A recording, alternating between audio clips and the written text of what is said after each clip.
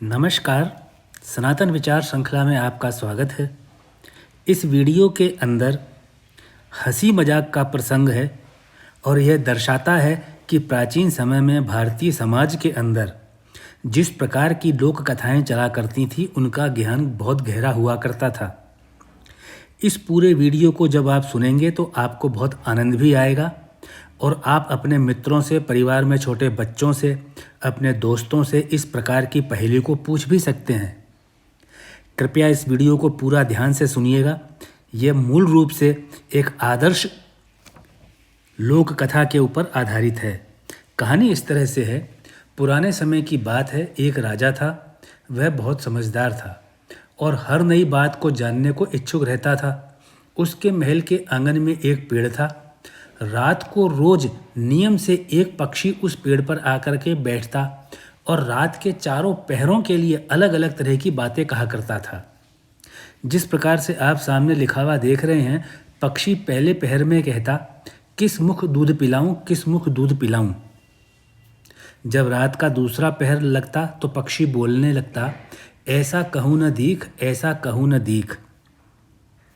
जब तीसरा पहर आता तो पक्षी कहने लगता, अब हम करबू का, अब हम करबू का। और जब चौथा पहर शुरू होता तो वो पक्षी कहता, सब बम्मन मर जाएं, सब बम्मन मर जाएं। बम्मन यहाँ पे ब्राह्मणों से मतलब है। इस प्रकार राजा और रानी हर रात के चारों पहर में उस पक्षी के मुंह से चार आधी आधी बातें सुना करते थे। राजा रोजाना रात को जाग जाग कर पक्षी के मुख से चारों पहरों की चार अलग अलग बातें सुनता। राजा हमेशा सोचता, पक्षी क्या कहता है, पर उसकी समझ में कुछ नहीं आता। इस तरह से राजा की व्याकुलता बढ़ गई।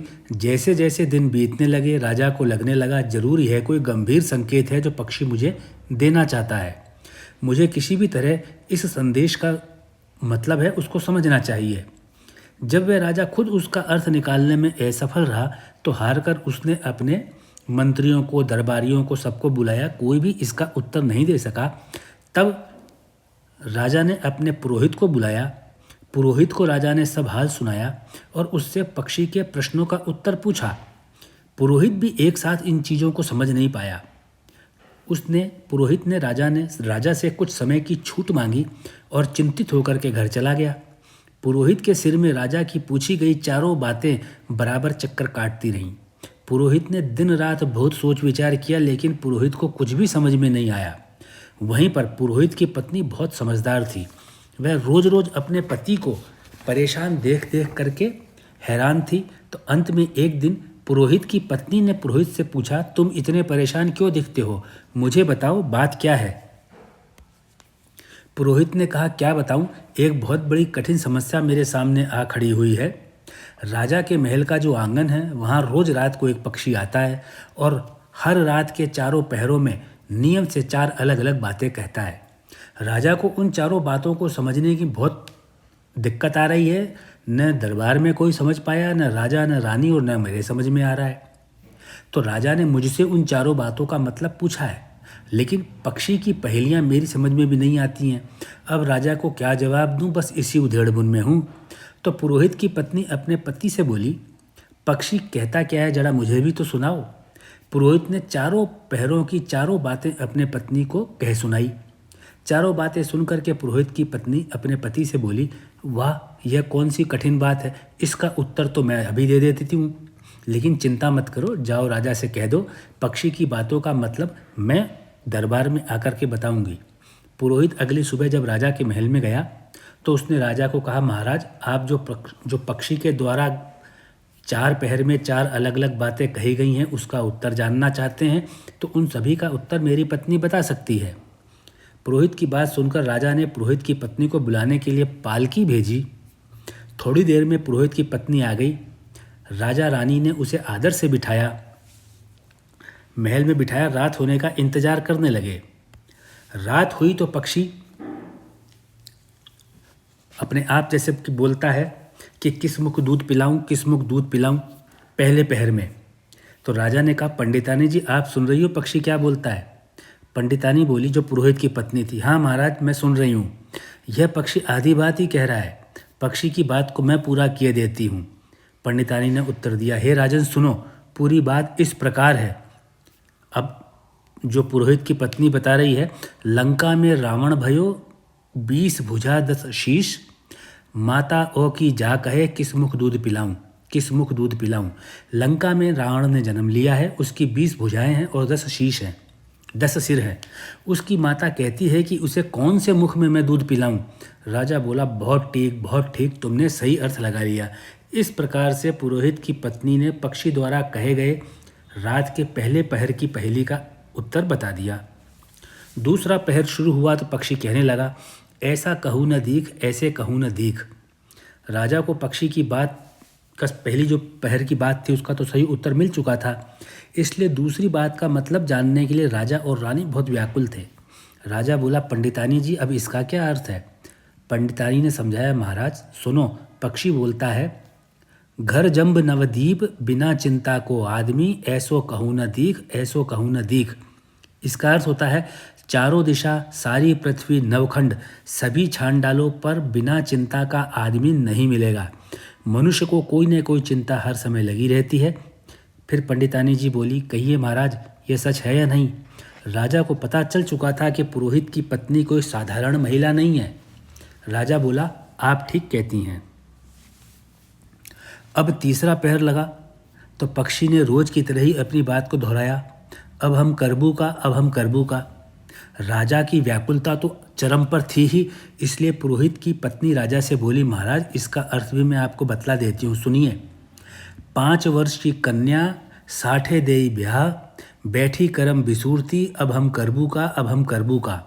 इसका मतलब होता है 5 वर्ष की कन्या को 60 वर्ष के बूढ़े के गले में बांध दो तो बेचारी अपना करम पीट कर यही कहेगी, अब हम करबू का, अब हम करबू का। तब पंडितानी ने राजा और रानी की तरफ देखा और कहा, सही है ना महाराज। राजा को इस बार फिर से आश्चर्य हुआ कि वाह, पुरोहित जी की पत्नी तो बहुत होशियार है। राजा बोला, पंडितानी जी तुम्हारी यह बात भी बिल्कुल सही है। चौथा पहर शुरू हुआ तो पक्षी ने फिर से कहना शुरू किया, सब ब्राह्मण मर जाएं, सब ब्राह्मण मर जाएं, यानी सारे ब्राह्मण मर जाएं। तभी राजा ने पंडितानी जी से कहा, सुनो पंडितानी जी, पक्षी जो कुछ कह रहा है कि सारे ब्राह्मण मर जाए, क्या ऐसा कहना ठीक है। तो पंडितानी मुस्कुराई और कहने लगी, महाराज जी मैंने पहले ही कहा था कि पक्षी आधी बात ही कहता है, वह तो ऐसे ब्राह्मणों को मरने की बात कहता है। कैसे, विश्वा संगत जो करे, सुरा मांस जो खाए, बिना सपरे भोजन करे, वे सब ब्राह्मण मर जाएं, वे सब ब्राह्मण मर जाएं। जो ब्राह्मण वेश्या की संगति करते हैं, सुरा और मांस का सेवन करते हैं और बिना स्नान किए भोजन करते हैं, ऐसे सब ब्राह्मणों का मर जाना ही उचित है। बोलिए महाराज, आपकी समस्या का अब तो समाधान हो गया कि नहीं। पंडितानी जी ने महाराज से बोला। राजा ने कहा, आपकी बातें सटीक और सोने जैसी खरी है। पंडितानी जी आपकी बुद्धि धन्य है। पंडितानी जी के इस तरह से सभी चारों आधी आधी बातों को पूरा करने से राजा, रानी, सभी दरबारियों को समझ में आ गया कि ज्ञान के लिए केवल और केवल पद जरूरी नहीं है। ज्ञान घर में रहने वाली घरेलू महिला के पास भी हो सकता है।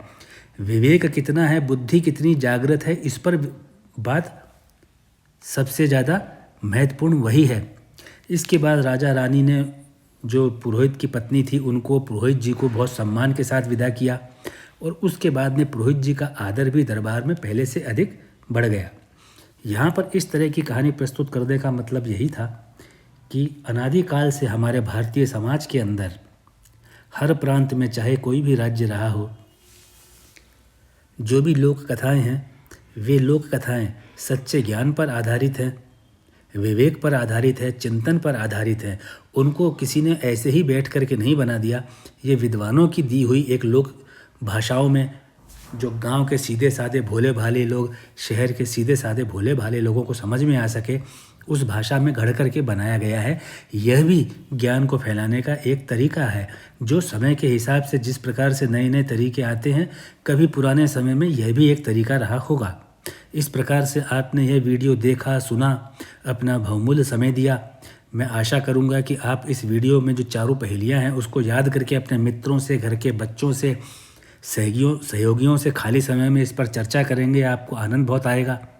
और आपने जो ये वीडियो देखा सुना उसके लिए मैं आपका आभार प्रकट करता हूँ और आपको बहुत बहुत धन्यवाद देता हूँ।